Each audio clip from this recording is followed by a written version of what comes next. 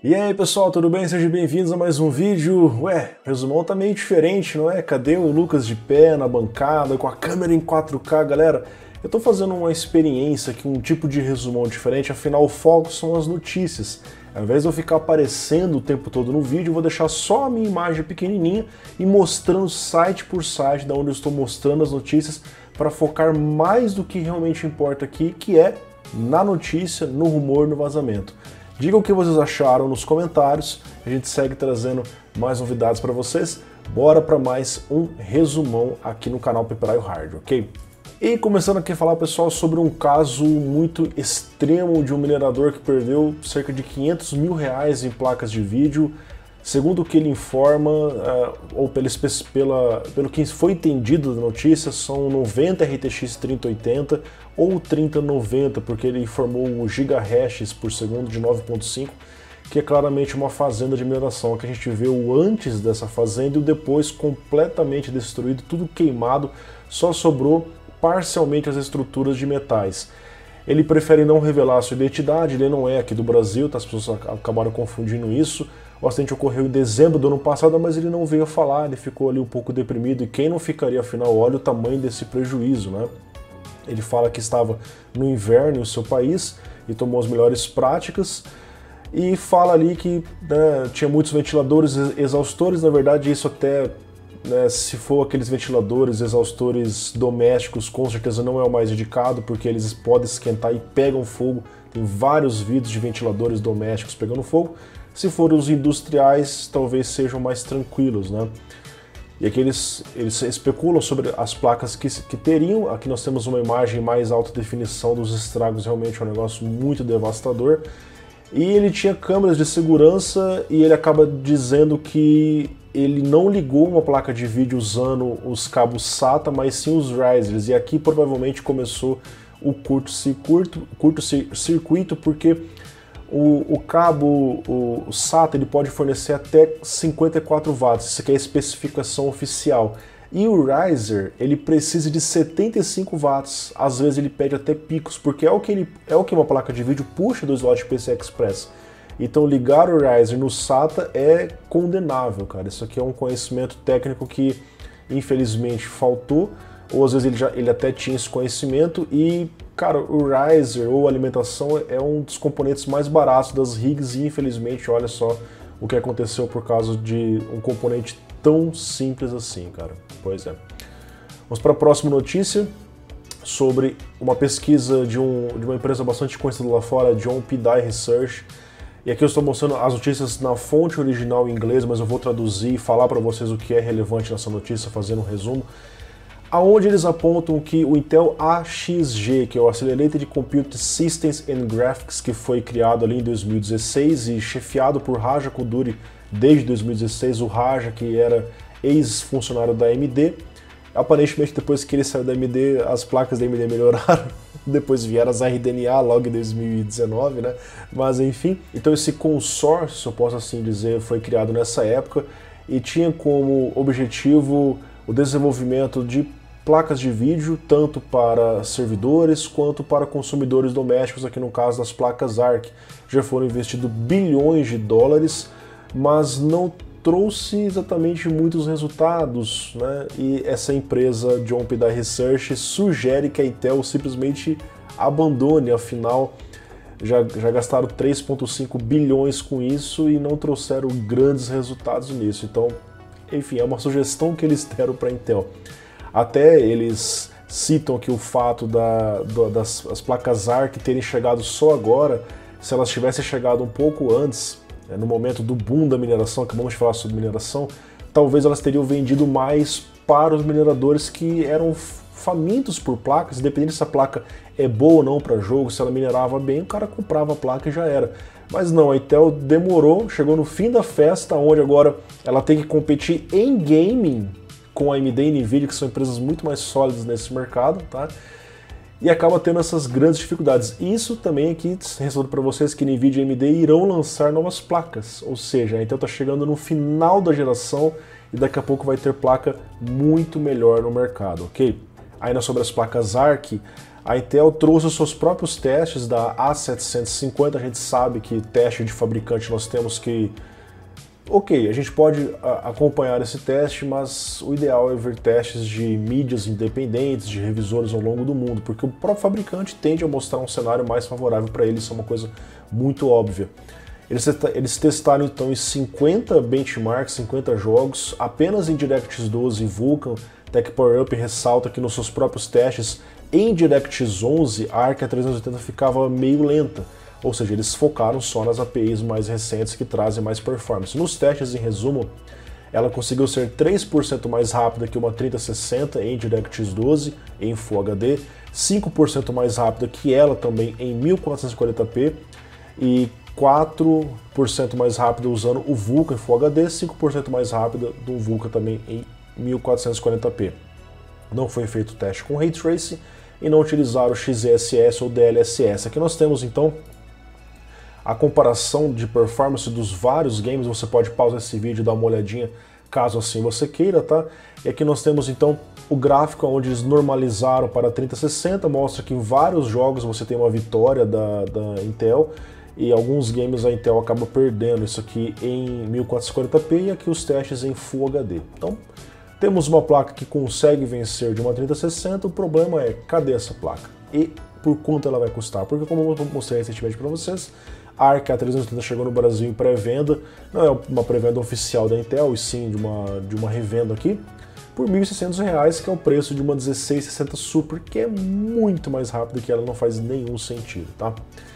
Inclusive, a Intel revelou suas placas para workstations, né? Ou seja, nós temos aí as Arc para desktop, as Arcs mobile e agora a Arc para trabalho. Inclusive, uma delas também é mobile. Aqui nós temos o design dessas placas, tá? Um design simples, geralmente pensando naqueles servidores com os racks mais baixos, enfim.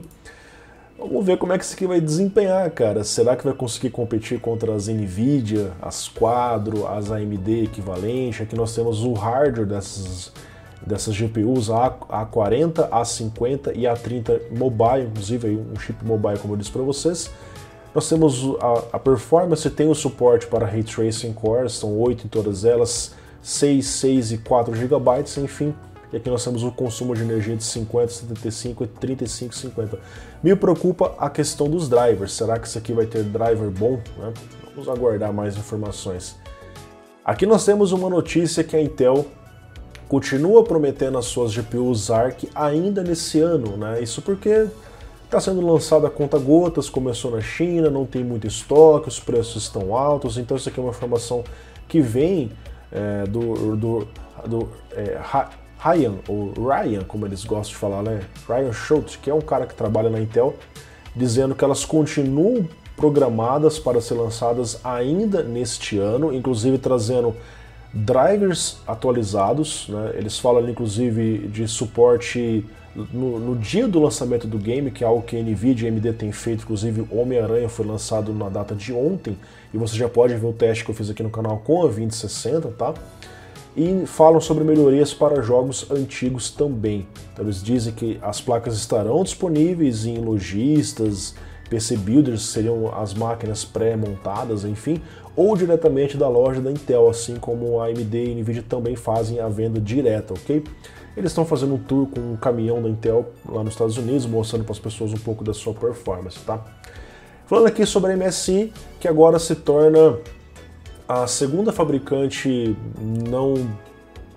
não pouco conhecida, né, digamos assim, porque a primeira foi aquela Gunner que criou uma placa Intel Arc, depois foi a ASRock com o modelo Challenger, e agora a MSI também traz o seu próprio modelo de Arc A380. A MSI que agora fabrica para 3, né, AMD, NVIDIA, e agora mostrando aqui uma placa para Intel, obviamente a A380 de 6 GB, que foi a única que está sendo lançada até o presente momento. Então eles mostram aqui as especificações, basicamente não há muitas surpresas, né? Apenas o clock da GPU, que eventualmente pode ser um pouco maior ou menor. E agora resta saber como é que é a temperatura dessa placa. Imagino que não seja muito grande, afinal o TDP do chip é muito baixo. É uma placa dual fan, apesar de ser bem simplesinha, como nós estamos vendo na imagem aqui. Aqui nós temos uma notícia de Twictal. onde inicialmente foi especulado que a Intel poderia trazer uma tecnologia de multi-GPU. Se você achou a Arca 380 ruim, imagine duas num SLI dessas placas, né?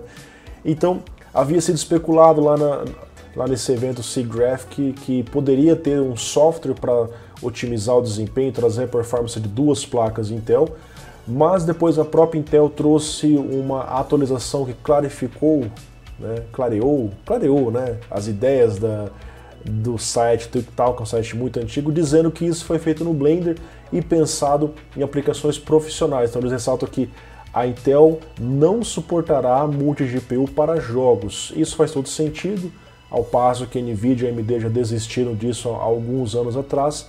Não faz nenhum sentido para mim hoje pensar em multi-GPU com a otimização muito ruim que era feita nos jogos. Realmente isso aqui ficou no passado, era uma tecnologia até legal visualmente falando, mas na prática não eram todos os cenários que se beneficiavam com isso.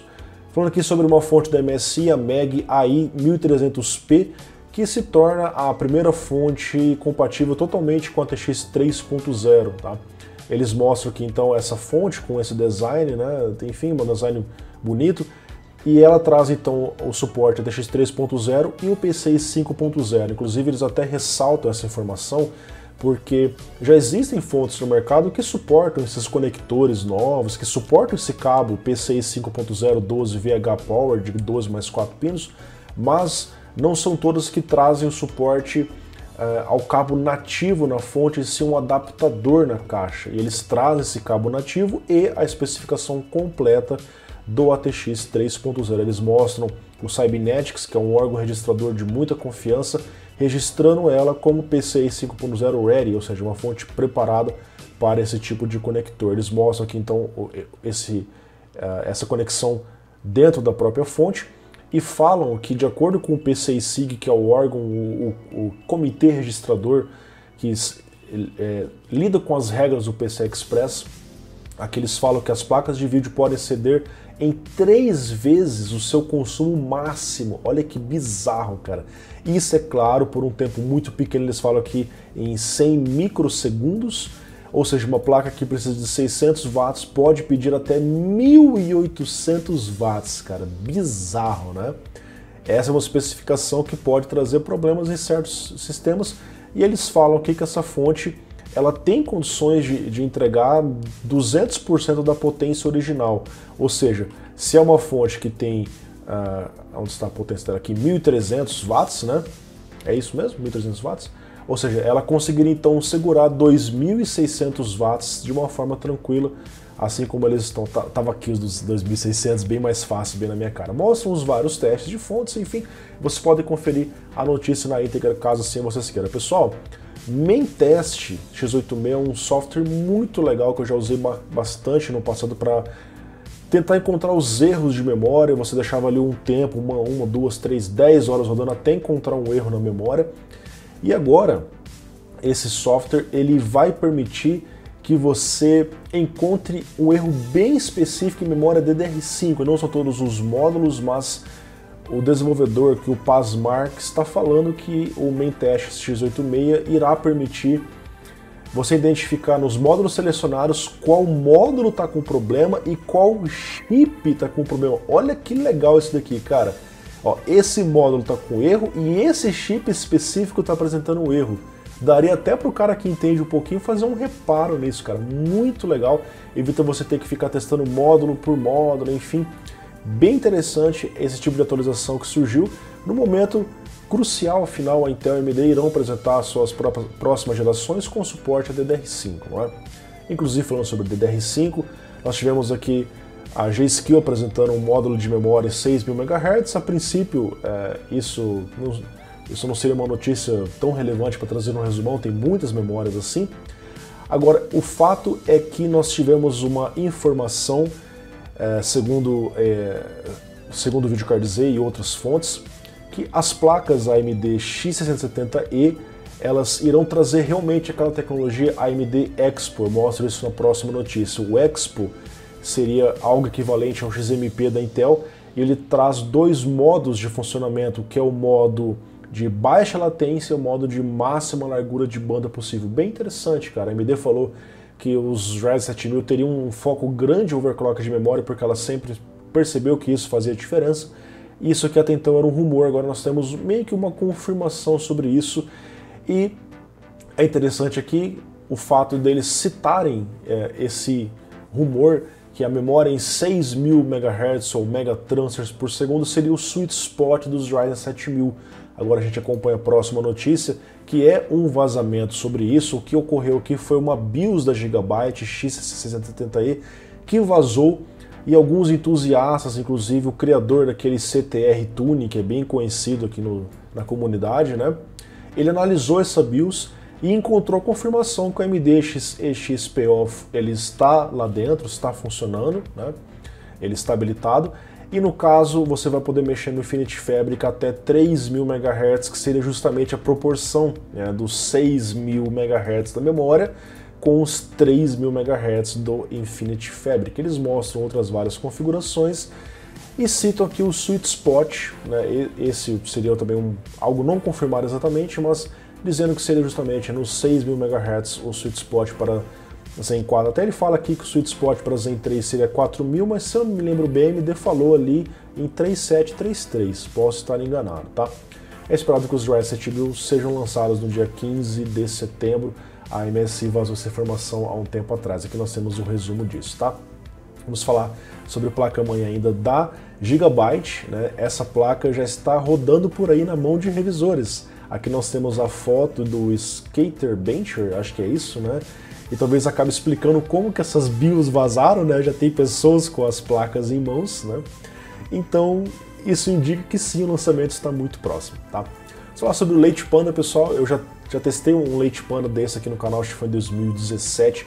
Basicamente, como vocês estão vendo aqui, é um mini PC tipo Raspberry, só que usando CPU Intel. Ou seja, se ele usa CPU Intel, ele é x86. Se ele é x86, ele permite o quê? Responda aí. Windows, justamente, cara. Então, esse é o diferencial do Leite Panda.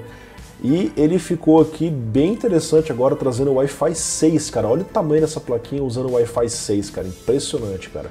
Usando 8 GB de memória DDR4 2933 e compatível, como eles falam, Windows 10 e Windows 11. Aqui nós temos as especificações completas, você pode conferir aqui no site. Isso aqui é feito para automação comercial, robótica, programação, inteligência artificial, entre outras coisas. E falando em CPUs Intel, apareceu uma nova falha chamada a Epic, digamos assim, né, que afeta os CPUs de Intel de 10ª, 11ª e 12ª geração. A gente lembra do Spectre e do Meltdown, que foram revelados lá em 2018, assustou muitas pessoas. Agora parece que é algo diferente. Eles citam aqui que o leak ele é a primeira vulnerabilidade que trata de algo arquitetônico, ou seja, que talvez não tenha uma forma de resolver exatamente, né? Eles falam aqui que em contraste com os ataques de sidechain ou Meltdown Spectre, é um bug da arquitetura e os dados podem ser obtidos sem utilizar o sidechain, o que em tese seria bastante preocupante. Mas eles falam que você precisaria ter um acesso administrativo privilegiado para acessar o API CMMO, que é o recurso que ajuda esse vazamento a ocorrer. Então, a maioria dos sistemas estão protegidos porque é difícil o software, o hacker, enfim, ter acesso a esse tipo de informação, mas eles citam sistemas que dependem do SGX que precisariam eventualmente ser atualizados, ok? Vamos falar aqui sobre o Chips and Science Act, que foi assinado pelo presidente dos Estados Unidos, Joe Biden. Esse ato irá permitir que uma série de empresas em parceria com os Estados Unidos tragam investimentos para lá para que haja um maior crescimento de manufatura de chips. Isso vocês sabem por que está acontecendo, né? Justamente por conta da ameaça em Taiwan. Eles não querem depender de Taiwan, né? De repente vai que a TSMC para, como é que fica o suprimento de chips? Então eles querem voltar a fazer as coisas mais ali dentro mesmo. Então eles falam ali, a Micron anunciando 40 bilhões de investimentos, a Qualcomm e a GlobalFoundries também.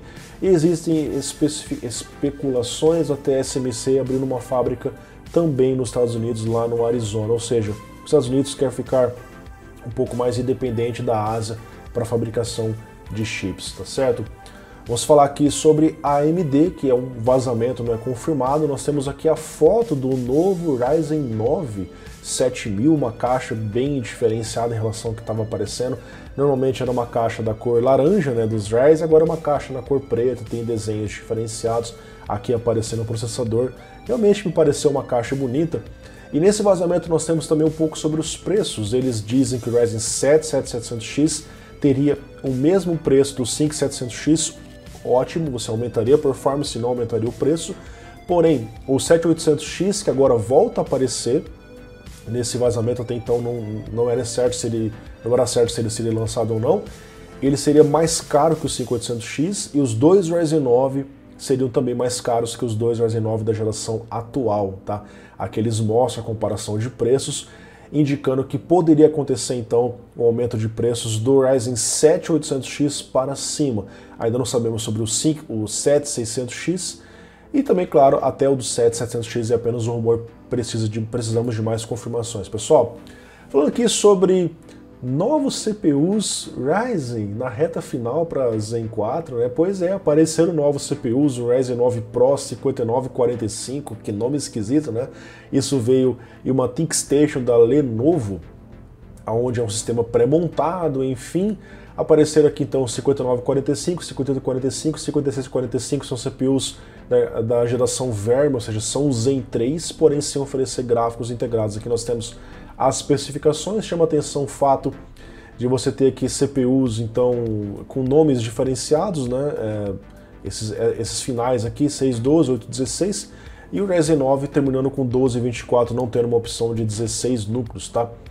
Então eles mostram essas opções, ao que tudo indica, isso aqui é M4, a gente não sabe se isso aqui vai acabar aparecendo em algum mercado chinês aí, tá? A gente teve aqui mais algumas opções aparecendo em uma placa industrial, por assim dizer, né? Essa placa chamada AMIB522 usa o socket M4, usa 4 módulos DDR4, e o que diferencia ela em relação a placas mais convencionais é que ela tem opções de conectividade mais robustas, tipo 2 redes de 10 gigabits, enfim. E aqui nós temos mais alguns CPUs, olha aí, 5950E, 5900E, um Ryzen 9 de 10 núcleos, diferente, né? Enfim, estão surgindo mais alguns CPUs aí, cara. Será que... Enfim... Por que será, cara? Acho que a pergunta que eu deixaria aqui é por que mais CPUs na reta final, né? Mas, enfim. Vamos falar sobre a Micron, que em comunicado oficial está anunciando que está desenvolvendo os novos módulos de memória de 24 GB de DDR6X. Lembrando para vocês que a Samsung já havia anunciado módulos de memória mais rápidos também recentemente, tá? Isso aqui, claro, pensando nas próximas placas de nova geração NVIDIA, possivelmente só as NVIDIA, né? Onde nós deveremos ter versões de 21 GB e de 24 GB. É especulado que a 4090, 8070 tem as memórias de 21 GB e uma Titan, uma 4090 Ti tem as memórias de 24 GB. Aqui nós temos a comparação então de como seriam essas placas e de quais seriam esses módulos introduzidos por aqui, ok? Continuando aqui, pessoal, com o Core i9 13900K em mais um vazamento, batendo 40 mil pontos no Cinebench R23, mas ele tem um alto custo para fazer isso. De acordo com os testes, então, ele fez ali inicialmente 35.693 pontos em multicore, mas alcançando um consumo de 254 watts, claramente limitado. Quando os caras resolveram liberar a energia desse processador, pasme, né? Eles colocaram aqui o limite do que a própria placa-mãe costuma colocar, que é tipo 4.000 watts, lógico que ele não vai consumir tudo isso, mas é só para não ter nenhum limite no CPU. Ele fez ali os seus 40.616 pontos, ficando 13,8% mais rápido, porém consumindo 100 watts a mais, 345 watts no total no pico. 345, cara. Aqui eles comparam então o teste com o 12900K sem limite de energia, ele fez 48% mais performance multicore, cara, é muita coisa. Com a performance limitada em 250 watts, ele ficou 30% mais rápido que o 12900K, lembrando para vocês que ele tem mais núcleos, isso também ajuda, tá? Em relação ao 5950X, ele fez 350, em relação a ele, com 350 watts, ele ficou 67% mais rápido, porque o single core IPC já era mais forte, e limitando a energia, ele ficou 48% mais rápido, ok?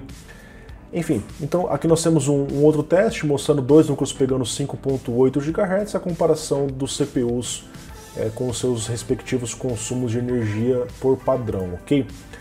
A Intel, inclusive, que a partir do dia 4 de setembro irá mudar a caixa do Core 9. Olha, era uma caixa bonita, cara. Infelizmente eu nunca tive aqui porque eu tenho a versão KF, não a versão K, mas o 12900K tinha uma caixa bem diferenciada, vocês podem ver aqui embaixo, ó.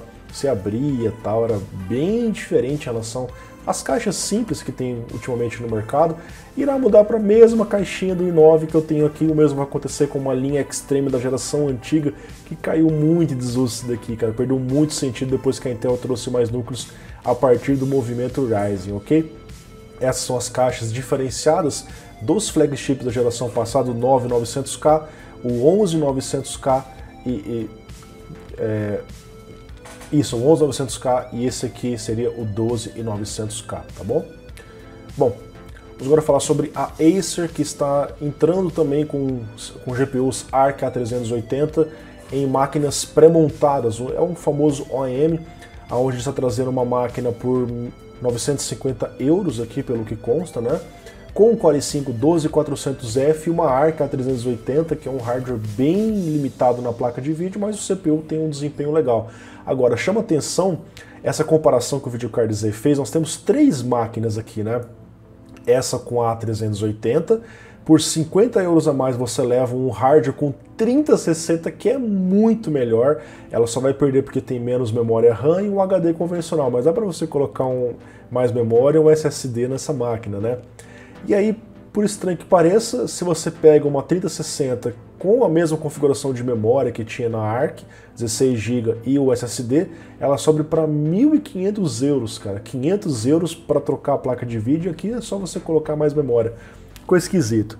E a MSI também está trazendo uma integração com as placas Intel, agora confirmando que existe uma A310. Olha aí que interessante, uma plaquinha bem basiquinha, bem de entradinha, tá? Aqui no caso eles trazem o CPU ou um i7 ou um i5 com um gráfico mais básico, tipo 1030, 1650 ou A380 ou A310, porque o foco é no CPU e não na placa de vídeo. Aqui nós temos um resumo dessas especificações. A Lenovo também apresentou aqui um i1 PC usando uma Arc A370M, que seria mais rápida que uma 3050. Nós não temos muitas informações ainda. Esse aqui seria o i1, que é um monitor com hardware embutido ali dentro, né? Mas é interessante vermos que os fabricantes pelo menos parecem interessados em trazer esse tipo de hardware para o mercado. Vamos ver se o consumidor final também vai ter esse mesmo interesse, tá? Nós temos aqui os rumores da 4080 e 4070 mudando de novo as especificações, mas mudando para melhor, cara. Olha aí que interessante, né? Segundo o nosso famoso Kopit, né, Kopit Setkim, o cara que trabalha profissionalmente com vazamentos, ele mostrou que a 4080 iria consumir 320, ó, melhorou, cara, a 4070 285, tá? Aqui ele mostra então que seria dos 420 para 320, 100 watts a menos de consumo, isso seria ótimo numa 4080, e a 4070 de 300 para 285, essa perdeu apenas 15 watts, mas interessante vermos que, se isso aqui for real, as coisas estão ficando melhores para a próxima geração, não é mesmo? Falando aqui sobre a 4070, também o Kopit Setkim informando que a 4070 poderia ter um clock boost mais forte que uma 4090. A princípio o clock não vai dizer que ela é mais rápida que a 4090 de forma alguma, porque a 4090 tem muito mais CUDA cores, tá? Mas é interessante vermos aí essa placa batendo os seus 2.800 MHz, que hoje só é vista em placas AMD. Hoje você pega uma 6650, uma 6750 que bate 2.800, enfim. Então aqui nós temos essa particularidade de uma 4070, tá certo? Agora vamos falar aqui sobre uma notícia, um vazamento barra notícia bem bizarro, cara. GTX 2080. Você vê que a placa é a Founders Edition fabricada pela NVIDIA. Peraí, cadê o RTX, cara? Será que essa placa seria a verdadeira da geração, a verdadeira 2080 da geração, e a Nvidia mudou de ideia na última hora para lançar uma RTX, isso é incerto. Então o cara encontrou as fotos, olha só, cara, pode ser uma montagem? Pode ser uma montagem, mas é uma montagem até que bem feita, não tem a logo aqui atrás, que geralmente tem escrito que é uma GTX ou uma RTX, então eu fiquei um pouco confuso. Aparentemente a placa foi vendida por $360 no eBay, e o cara que comprou, pelo que indica, está usando para mineração a placa, tá? Agora, o fato é que mesmo sendo uma GTX, ela suporta Ray Tracing DLSS. Que placa bizarra, cara. É a 2080 da Deep Web, cara. Última notícia, pessoal, nós tivemos aqui um vazamento das especificações das RDNA 3, a Navi 31, Navi 32 e uma nova confirmação da Navi 33. Então, é dito aqui que a flagship Navi 31 teria 96 MB de Infinity Cache. Era esperado que ela teria antes 192, nos novos rumores caindo para 96 MB. A Navi 32 teria 7.680 Stream Processors, ok? Inicialmente falava-se ali que teria 8.192, então as coisas estão alterando para menos nas GPUs da AMD. Falam sobre o tamanho das GPUs, que nesse caso, como eles informam aqui, diminuíram em relação ao que estava sendo reportado antes, e os conectores de alimentação, ao invés de usar o de 12+4, que está sendo utilizado nas novas fontes, como eu mostrei para vocês, seria o de 2x8 pinos. Então, em tese, não seria aquele conector novo. Precisamos aguardar, claro, são apenas rumores. Pessoal, chego por aqui em mais um final de resumão. Espero que vocês tenham gostado. Espero que você tenha curtido esse novo formato do canal, porque confesso que fica mais fácil produzir o conteúdo assim. Talvez eu consiga até soltar ao meio-dia como eu fazia antes, né? Então, muito obrigado.